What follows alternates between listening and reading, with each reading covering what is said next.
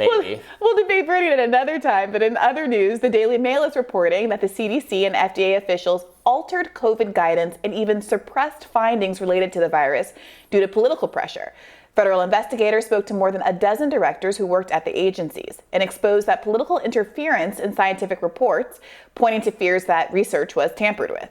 Whistleblowers said they did not speak up at the time for fear of retaliation. So I skimmed this Daily Mail story, and I actually, it didn't make me, it made me think, okay, is that wrong? Like the CDC, the agency is not democratically elected or right? It should be accountable to the people vis-a-vis the political process in some sense.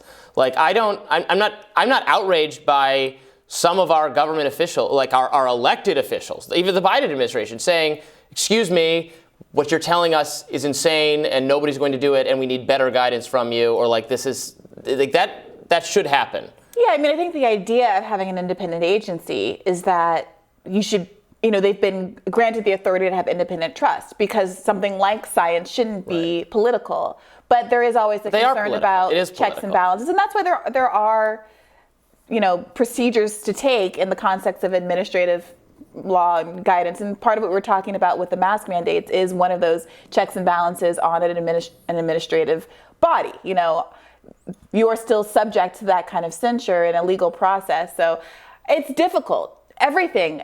Sometimes we talk about this person having overreach and that person having overreach and this person, overextending their authority. The entire world is checks and balances. There's no benevolent dictator who's ever going to come down and make all the right decisions all the time. Do you remember when health officials said it was okay to take a vacation from following COVID caution in order to protest with the Black Lives Matter during the summer of racial justice reckoning? Do you remember that? Your team wearing a mask outside doesn't make any sense anyway, so I would think that you would be down with that. Oh, I was excited. I got my sign out. I said, yes, let's set some 7-Elevens on fire. COVID is over. Robbie. And then they took it back. It was only allowed for that. So I do think that there's obviously an inconsistency in the way that some conservative protests were covered as, oh my God, it's a viral contagion, whereas exercising human sacrifice.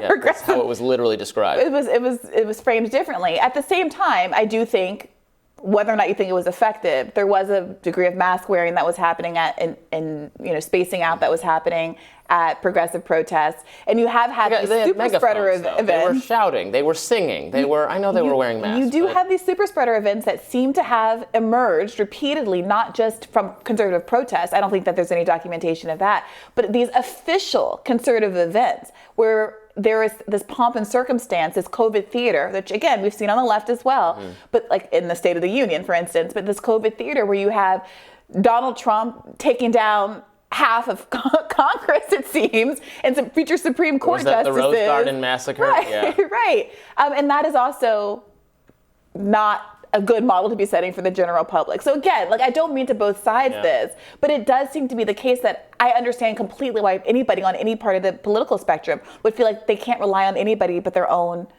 research. Yeah, that was the moment I thought for certain Trump was going to lose, was when everybody got sick at that. It was like, how could anyone look at our government right now and say they have any plan to stop this virus when they all just got it? Right.